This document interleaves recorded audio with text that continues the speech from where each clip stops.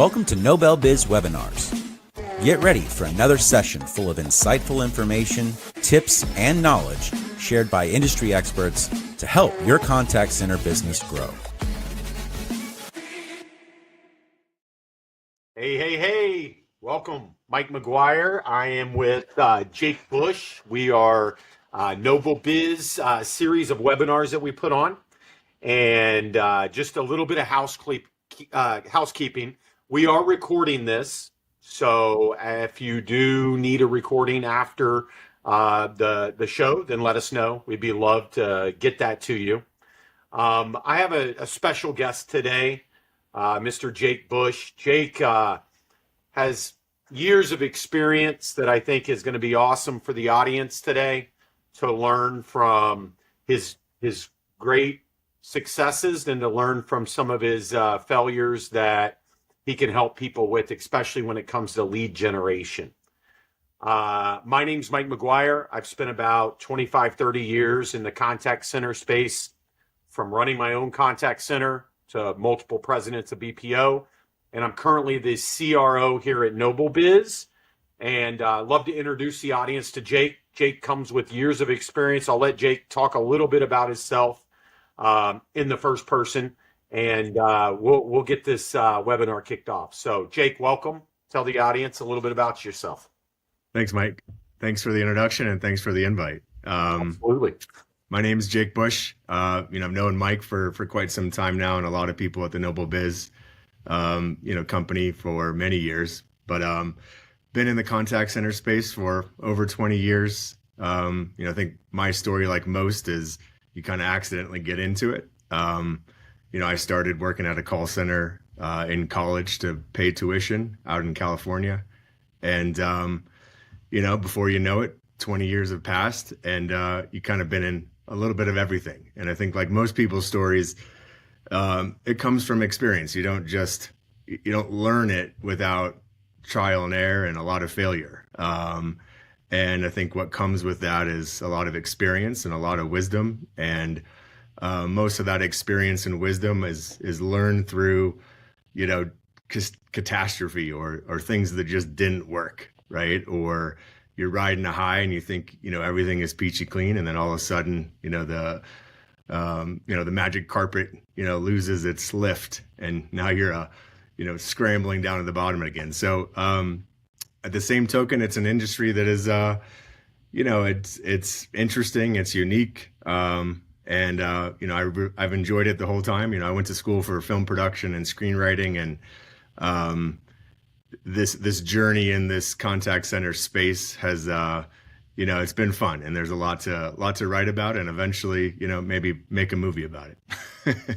It's awesome, dude. I mean, we got a very similar background when it comes to just kind of accidentally finding contact centers, and then kind of staying with it, turn it into a career.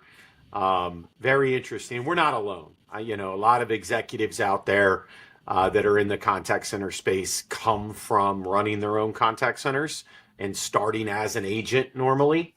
And so it's an interesting path. Nobody usually grew up saying, hey, I'm ready to go run a contact center. I'm ready to go own my contact center business. It finds people, and it takes a unique personality, I think, to succeed in this industry. And then another layer, which we're talking about today, which is lead generation. And it's a vertical, I always say a vertical in the contact center space, but it's kind of its own thing as well, even outside of contact centers. So when I look at lead generation, I look at it as kind of the engine that runs a lot of our industries today.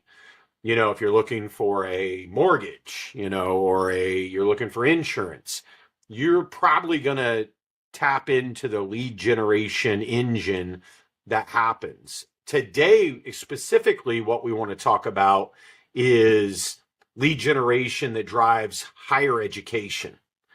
And so higher education, as we know, I think is becoming a crowded, I guess you would say, industry. I think that, and we were talking a little bit about it before, and we'll dive into it a little bit. But Jake, one thing that is different is why is traditional lead generation models, do you think, in the higher ed kind of struggling or maybe underperforming? I mean, I think a lot of it is driven by competition and saturation, right? Where, you used to get a data file that you may be the only person with that data file, or maybe just a few others. And, you have time to nurture that data file and I think really approach a kind of your own path. And now there's, thousands of others that are competing in the same, for the same quality lead, for the same connection. So I think just overall, it's the saturation of data and speed to that data. And when it's dialing for dollars, for example, with a whole lot of other people, it's hard to find a path there, right? Because you're competing with so much out there. I think also on the school side of things, there's a whole lot more schools than there were before. I mean, before, when I graduated high school, there was, a much different view at universities and opportunities for where you're going to school. And, now you have so many other universities, you have a lot of specialties, and there's a lot of opportunities for someone that's looking to go to school. That makes it challenging for the school because the school is there's a lot of schools looking for that same person. And now you've got a lot of, lead gen companies that are trying to also find that same person. So, there's more universities, there's more lead gen companies, but it's still just that one individual person, right? So you've got a whole lot of people fighting for that one person. Yeah, I mean, especially in the world of online schools now, you have, I mean, like you said, specialty schools, people trying to, do, just instead of a degree, they're looking for more of a certification or, so on and so forth. So it makes a lot of sense that, even though there's people turning 18 every day, there's, college students graduating, but what it sounds like to me is there's probably more people needing these leads than there is actual leads. So in the past, it's always been a numbers game, right? It's like, okay, I have all these leads. I need to get through all these leads in order to find the gold in the hills. And so, is maybe quality a little different, or are we looking for maybe a more specific type of lead that we can convert, or is it still kind of that numbers game where you're just driving through data? Is there any best practices, like when you're advertising or what you're advertising in, to try to maybe hone into a lead that has a higher conversion rate? I don't know. So it'd be interesting what your thoughts are on that. Yeah, no, I 100% agree. And I think the definition of quality is important. And, I know that a lot of my friends, when they graduated college, there was a high percentage of job placement, right? You go to college, you do a 4-year, bachelor's degree, and you've got some pretty good options. I think now you almost need a master's degree to get that. And that's even starting to get a little bit scarce. So then, you get into like, what did I go to school for? Am I doing anything that's in my field of choice, right? And I think most people, they graduate with something that they don't end up with. For example, I had a degree or I have a degree in film production and screenwriting, and I'm in call centers, right? So, I think that there's a lot to that, but I think what that means is that, hey, I'm not going to spend, hundreds of thousands of dollars on school to still wait tables, right? I'm not going to have a master's degree and, still have 5 jobs, right? So I think that's important for the actual student. So I think, the selection process or maybe the hesitation of going to school. A lot of people are taking time off, like a gap year or something, to figure out, why am I going to school? Because I don't want to waste time, waste money, because it's expensive. So I think that there's something there that's really important to how you look at quality and how you position your lead gen, right? So when it comes down to data, you've got co-reg data, you've got high intent data, you've got super targeted data. I think super targeted data is incredibly expensive. If you have that resource, that's awesome, right? But if you're trying to compete in that space, it's expensive and it's challenging. But I think when you look at it, it's about finding that quality data, and a lot of that I think has to do with the interest, the opportunities. So not only are you looking for quality data, you need to figure out how to engage with that data. Then you need to figure out how to match that person's interest with the right schools. And then I think at the end of the day, the schools need to match with job opportunities at the end. So you're looking at this, this lifetime value of a student. And if you look at all the layers of it, it's pretty complex, but it starts with data and quality of data. But I think understanding what quality means is what drives the performance. And a lot of that is true interest and alignment with, matching that interest. So I guess most of this data is probably coming from obviously the internet, browsing, looking at sites, that type of stuff. I'm assuming like what you just said, intent is super important versus somebody that's like, hey, maybe I want to go back to school and become a nurse this year, right? Like, I guess another thing that I just thought of as you were talking was there's almost you don't need a degree in kind of the world today, right? Where, hey, just go hustle, be a part of the hustle culture, to where it's almost like, people are saying, when you watch the news, it's almost like colleges are less effective or as important. So I'm assuming that also can play a impact on their actual registrants that they're getting at these, colleges or online schools. When it comes to intent and it comes to, trying to find that right data point, if people are just casually browsing, they're going on websites, so somebody fills out their information, what do you think is important for that lead generator or that contact center? As soon as they hit submit on there, what should happen? What needs to happen on the process to try to have your best chances of converting me, Mike Maguire, to go to wherever you're trying to point me to? Yeah. I mean, I think it's a fascinating question. I think there's a lot of layers to it, right? Yeah.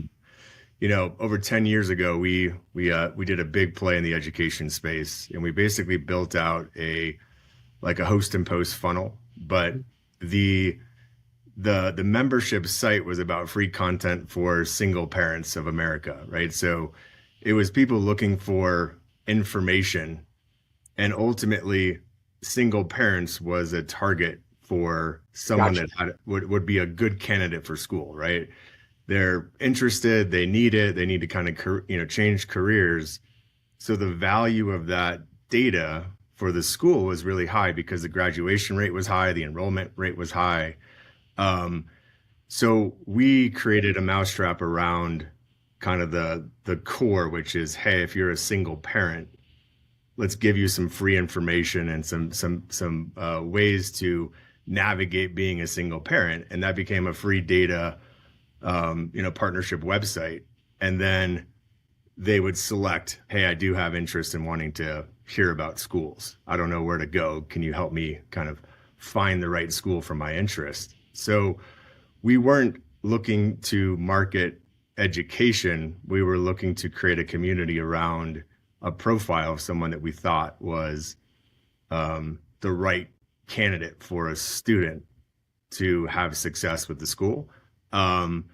So that was something that was incredibly effective. I think that it performed incredibly well. So if you can find data partners and sources of data around that, where it's these leads are people that are interested in a core component, and it's about how am I going to relate my education journey with that, right? There's a lot of other places that kind of lead to this is someone that should be going to school, and there's a lot of value to talk about with that. Yeah.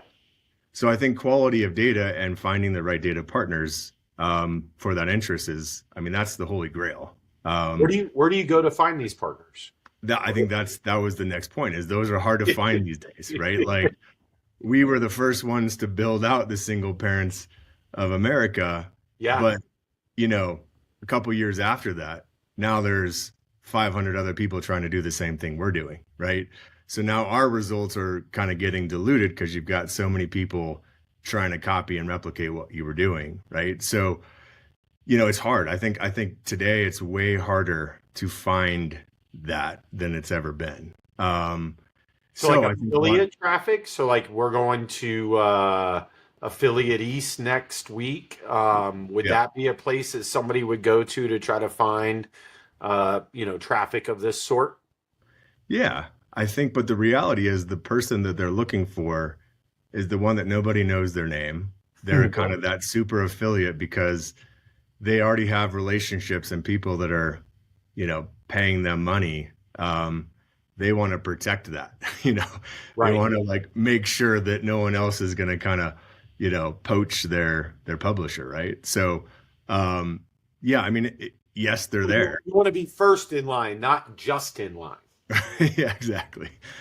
Gotcha. And once you have that relationship, it's about, holding on dear to that relationship and doing whatever it takes to protect it and keep it. Right. So, yes, there's very much still the game there. Right. But, it's much more challenging now than I think it has been, at least from my experience. So I think what happens is, like, let's say, hey, I can't, or that's maybe a long road to find that source and that person. I can't rely on my business for that. Sure. I can't commit to capacity with schools and deliver on that if I'm just trying to find a diamond in the rough, right? So I got to try everything. I got to go pound data. I've got to do co-reg. I've got to, try to find high intent data, people that, are just browsing the internet and maybe fit that profile and try to find how to get to them. So, you got to get creative. And I think, within that creativity, there's strategies and there's things that really work. But you've got to pay attention to every single piece of it. It's no longer hey, I got the data file and I'm going to, dial for dollars and pound it. Right. I have to be more methodical and strategic around it, while also paying attention to compliance, of course. Yeah. Well, I mean, it sounds like you need multiple revenue streams coming into your lead gen facility in order to facilitate enough leads to keep your partners happy. So now let's talk about that. So you brought up one source, which would be you get co-reg data, you got an outbound team maybe dialing on that. Where does the contact center really come into this this flow, this funnel, right? What and what role are they really playing in this in order to either qualify the lead, to get the lead to the buyer? Where have you seen, as someone that's ran contact centers for a long time, where is that role? And I guess the second question to that would be, where's AI going to start playing, do you think, in that contact center strategy to try to maybe increase results or decrease cost? Yeah. I mean, I think that's been one of the biggest challenges for contact centers is contact rates, right? Because people don't pick up their phone as much as they used to, right? 100%. We used to have landlines and someone at the house would always pick up, and if it was a telemarketer, they would have to have that conversation to then hang up. Whereas now you have your caller IDs and your spam protection or your, blockers. So you have so many filters and so many things that a call center has to now get through to be able to have Mike Maguire, even say yes or no to, education, right? So I think technology plays a big role in that, is making sure that you have the right tech stack and the right, things in place to reduce the amount, or at least,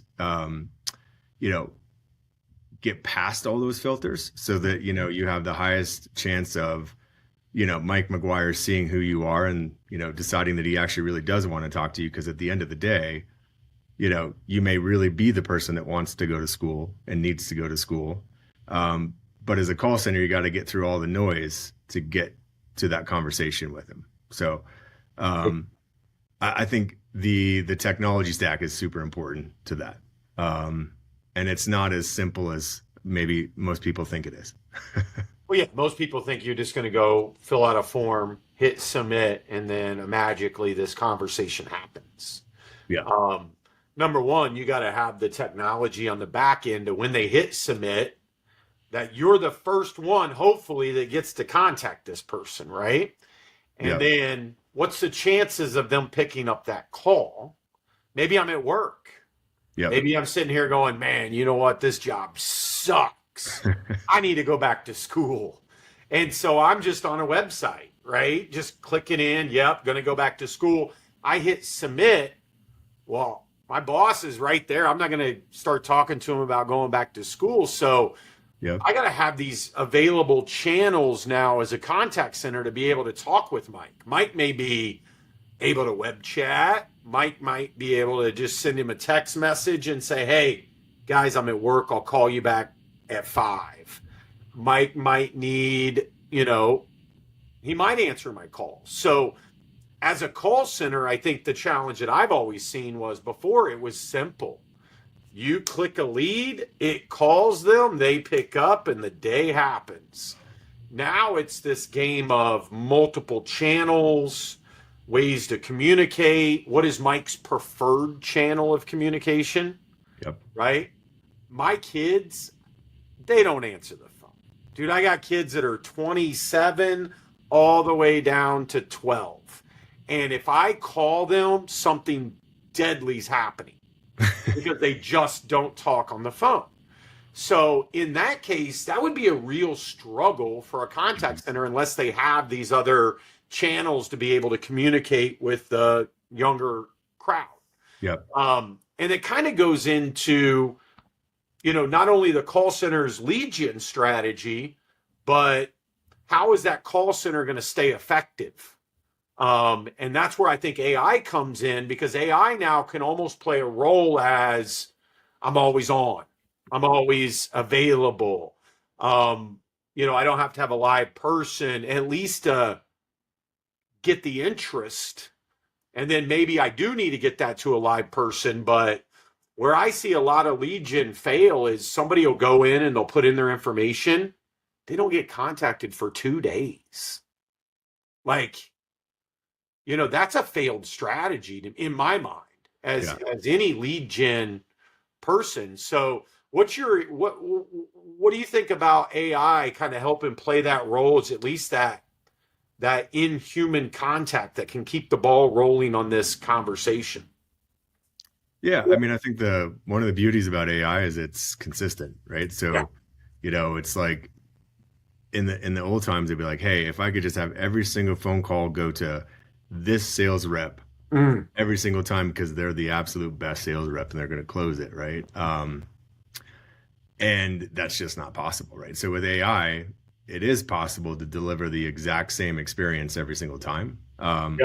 So I think the consistency with that is really critical for like that first wave. It's like that first piece of like, hey, let me have something that's very consistent. For the most part, I mean, AI is still a robot in a way, right? It's like it still has rules and instructions on exactly what to do in every different scenario. But it can be consistent every single time with that kind of first layer that I think can create a really nice bridge to the next layer, which is, the more traditional call center, omnichannel human environment. Because then this way you're kind of, you're jumping through the noise a little bit more efficiently. So that you can really spend more time on, the next layer. Well, it's almost expected in my mind as a consumer, if I buy a product or I go on and I put in my information, I expect a couple things. Number one, I'm going to be contacted immediately, right?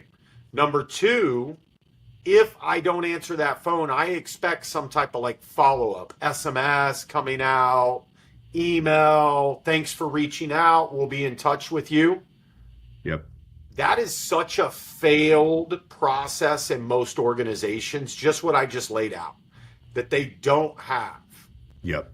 I'll use the example of my daughter, right? My daughter just graduated high school. She's just picked the college she's going to. She's going to App State. But we went through this process, not only with finding the right school, but also getting loans. She was taking some loans to do this. And so a lot of people's systems are still broken when it comes to their contact center outreach, where I'll put in my information to ask about borrowing money or whatever. Some just fall apart. I don't get anything. Some are, yeah, we'll have somebody reach out to you. 3 days, 4 days later, right? Well, I've already made a decision by then. Yep. Right? Like we need to make it now. We procrastinated. We took too long. Now we're at the end of it. We got to make it. We got to go. Yep. So that's where I think technology comes in and says, hey, you're going to forget. If you're just having that lead go right to your sales team, and your sales team are working 3 or 4 other deals, and you're relying on them to have this amazing follow-up with every single step, that's where technology can help. Put in a lead, boom, Mike didn't pick up, leave a voicemail, send out an SMS trigger, and Mike, we're going to get you, and we're going to get a hold of you very quickly, right? Or call us back, or some type of strategy. So I think that's where I selfishly plug a company like NobelBiz into this conversation, and other technology companies. How can they play a role in this higher education lead generation to help these institutions that you just laid out? Much more competitive, saturated market. Everybody's hunting in the same leads. How can technology set your solution apart from everybody else that's doing the same thing? Yeah. Well, I think having a technology that can actually execute on your strategy, right? So there's a lot of smart people out there, and I think a lot of this stuff that we're talking about is not this new revolutionary thing. It's kind of like, this is known and we all accept it, but and we can talk on the whiteboard, or we can ask, Gemini or ChatGPT to tell us what a strategy should be, and the results of that strategy is pretty spot on if you think about it, right? So there's more than enough tools and information to understand, recognize, and create a strategy. The part that comes after that is the execution of the strategy. So a big part of execution is the tools, the technology. Does it have the ability to do that? And I think that's what I've really appreciated about NobelBiz, through all the years of being a customer, being an unhappy customer, to coming back to being a happy customer, and now being part of the team and kind of in the the intricacies of this stuff. And it's about the customizable approach and the flexibility around executing on the strategy, and refining that strategy to something that works, right? And it's not just a cookie cutter, here's what's out of the box, and oh no, that stuff's not, in the box. You're going to have to pay a bunch of custom development to do that. And then it becomes this like never ending, timeline of, delivering and not delivering. But with NobelBiz, it's been something where like it's built on flexibility and living outside of the box to deliver a solution that's in line with that strategy. So I think that's one of the things, that I've appreciated about what you guys have built. Well, I think it's interesting, and you kind of bring up the flexibility piece, and I, just like you said, there's tech everywhere. Yeah. Everybody does similar stuff. You have SMS, you have an outbound, you have these strategies. So the tech side of it is pretty similar. But the actual partner side of it is where I normally see the challenge. Either you buy something very vertically specific, meaning this is all I'm going to do. So I'm going to go to this one vendor that I know has this one thing. Or you find a partner like NobelBiz that says, hey, I get all you do today is voice. You're doing inbound and outbound. You're just da-da-da. You want to layer in SMS. You want to layer in web chat. You want to layer in spam remediation for your phone calls. That's where I think SMS shines a lot of times, is like people like me and you that's done this for a lot of years. We can talk to a customer and say, hey, this is where you're at. This is where I think you should be.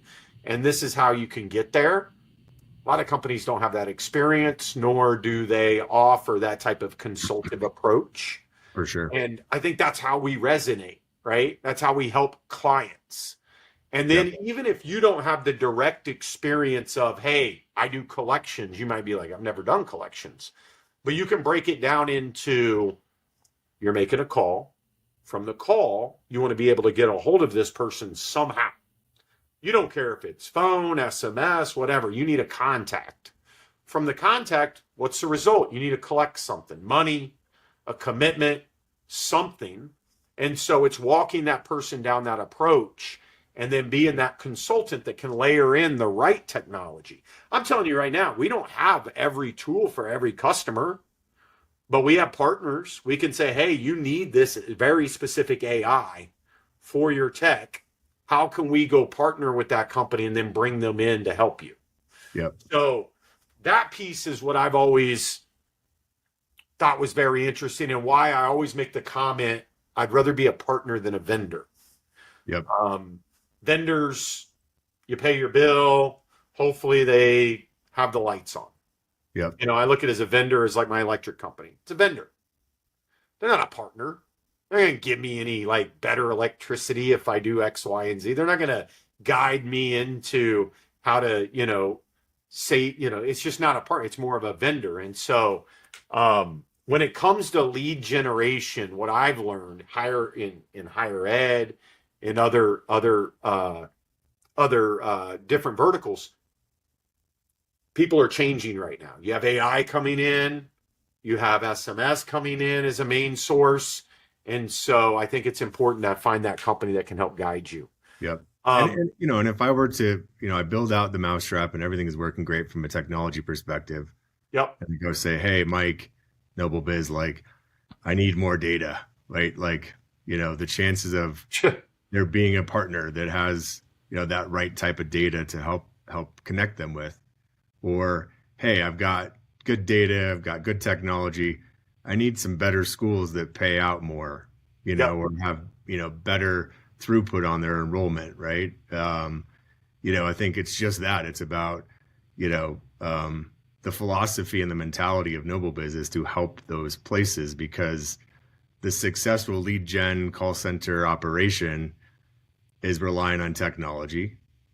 It's relying on data. It's relying on, you know, schools. And it's a big ecosystem. So yeah, I think that's been one of the coolest things about NobelBiz is it's focused and its mentality is around that entire ecosystem that customer needs for success, and it goes pretty deep and pretty vast. Well, I mean, that's why we love adding people like us, right? So when you add guys that have as much experience in the industries that we do, we can help companies with that connection, right? You know, I mean, many a times people are like, hey, I need a good BPO. I need someone that I can trust, yada, yada, yada. Well, guess what? I have a lot of BPOs as customers, and so they would love to add more business with good clients. So it only makes sense to do those introductions. And we do that a lot. And I think that's one area that helps us shine, is we help connect people. One thing to just let the audience know, we're going to wrap up here in a second. Any questions, answers, please send them to us. We'd love to help you, if it's tech-wise, if it's to help guide you in anything, if it's lead generation, so on and so forth. Me and Jake's going to be in New York the 1st of next month. We're going to be at Affiliate Summit East. So if you're going to be there, please look us up. We'd love to connect, chat more. And Jake, any final thoughts?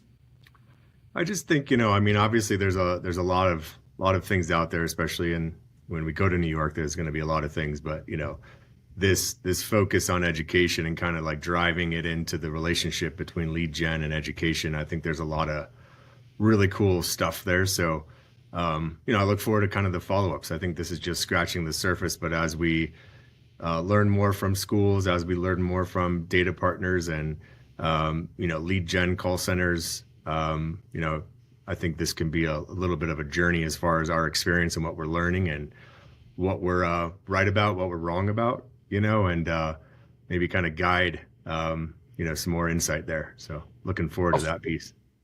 Well, great.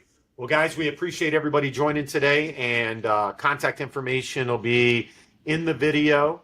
If you have any questions or you need any help with anything, we'd love to do that. Also, NobelBiz, go to our website, nobelbiz.com. A lot of information on there, lead generation, other verticals. And just final thanks for joining today, Jake. I think your experience is very valuable in this lead generation education space, and look forward to many, many more videos like this. Yeah. Thanks for having me, Mike, and looking forward to New York, man. It'll be fun. Excellent. Take care. See ya. Bye.